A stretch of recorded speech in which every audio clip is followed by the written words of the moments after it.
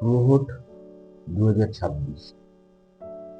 এই ভোটে মহিলাদের ভোট কোন দিকে যাবে সেই নিয়ে আজকের এই ভিডিওটা। আপনারা দেখছেন ডেলি টিউন, আমি অমিত। আর ভিডিওটা যদি ভালো লাগে একটু লাইক আর শেয়ার করে দেবেন, আর সাবস্ক্রাইব বাটনটা একটু অন করে দেবেন। ভোটে মহিলাদের ভোট কোন দিকে যাচ্ছে, এই আলোচনায় আসার আগে আমাদের দেখে নিতে হবে বর্তমান সমাজে কিন্তু এই ভোটটা এখন কয়েকটা ভাগে ভাগ। আগের সরকারের সময় সেই ভাগটা কিন্তু আমরা লক্ষ্য করেছিলাম যে সমাজের একটা বৃহৎ শ্রেণীর মহিলা কিন্তু তখন তৃণমূল কংগ্রেসকে সাপোর্ট করত। তার বিভিন্ন কারণের মধ্যে ফার্স্ট যেটা ছিল, সমাজের একটা বৃহৎ পার্সেন্টেজ মহিলারা কিন্তু কর্মের সাথে যুক্ত নয়, বা তারা এমন একটা দৈনন্দিন কর্মের সাথে যুক্ত যেখানে কিন্তু আর্থিক সংকট একটা আহ, প্রধান বিষয় দৈনন্দিন জীবনে। যেটা তাদের, যে তারা যে কাজ করতো সেখান থেকে কিন্তু তাদের অর্থ উপার্জন যথেষ্ট হতো না, তাই তারা সরকারি বিভিন্ন ভাতার উপর নির্ভর করত। এছাড়াও সমাজে একটা শ্রেণী আছে যারা কিন্তু কোনো রকম আর্নিং করে না, যেসব মহিলারা বিশেষ করে কোনো রকম আর্নিং করে না, হ্যাঁ, তারাও কিন্তু এই সরকারি ভাতা পেত। আর এক শ্রেণীর মহিলা যারা কিন্তু রেগুলারলি ওয়ার্কিং ওমেন বলা যেতে পারে, যাদেরকে প্রকৃতপক্ষে যারা ওয়ার্কিং ওমেন, একটা কর্পোরেটে চাকরি করে বা একটা প্রাইভেট ফার্মে চাকরি করে বা একটা সরকারি চাকরি, হ্যাঁ, তাদের মেন্টালিটি, এই তিনটে ভাগে ভাগ হচ্ছে মহিলাদের উপর। তো সরকার এখন চেঞ্জ হয়েছে, সরকারের বিভিন্ন পরিকল্পনা চেঞ্জ হয়েছে। তো তাতে এই আর্থিক ভাতাটা কিন্তু একটা মূল বিষয় হয়ে দাঁড়াচ্ছে সমাজে, যে এই আর্থিক ভাতার উপর ডিপেন্ড করে কিন্তু কিছু মহিলা ভোট কোন দিকে সুইং করবে সেটাই মেন আলোচ্য বিষয়।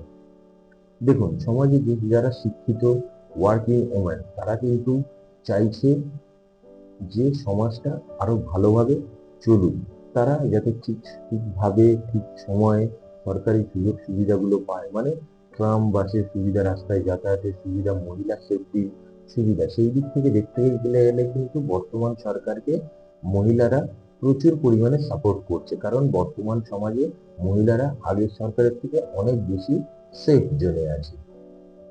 এই গেল প্রপার ওয়ার্কিং ওমেনদের কাহিনীটা।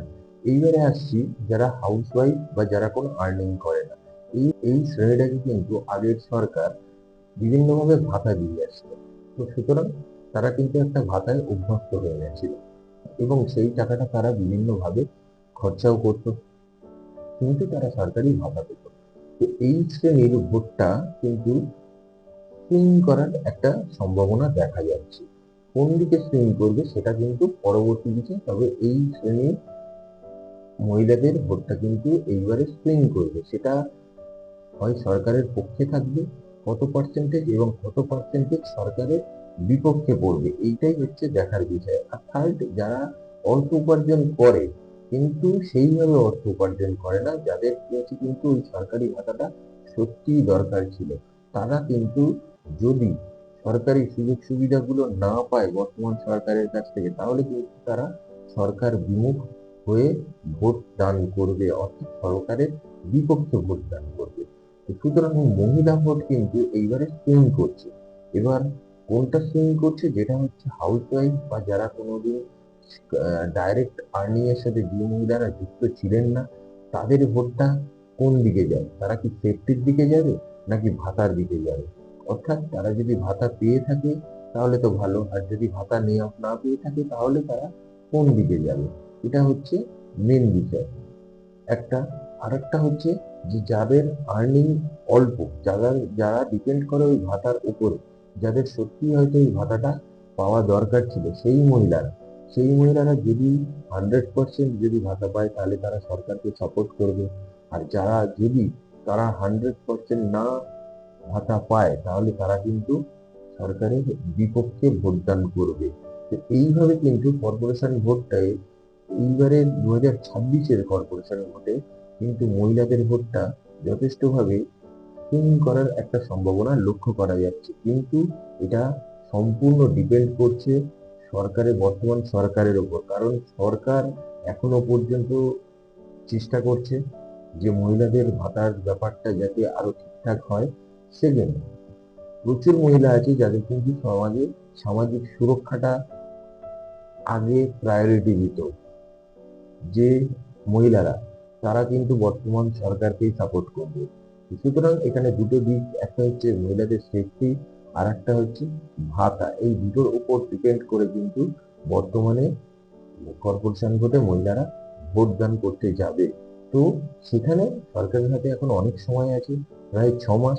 তো 6 মাসে সরকারের যে অ্যাক্টিভিটিস, সেটা কিন্তু খুব গুরুত্বপূর্ণ, কারণ সরকারও কিন্তু এটা লক্ষ্য করছে, বা তাদের দলও লক্ষ্য করছে, আবার বিরোধী দলগুলো এই বিষয়টা কিন্তু লক্ষ্য করছে। সুতরাং সরকারও চাইবে এই ভোটগুলো নিজের দিকে আনার, আবার দিয়ে বিরোধী দলরাও চাইবে যে এই ভোটগুলোকে নিজেদের দিকে আনার।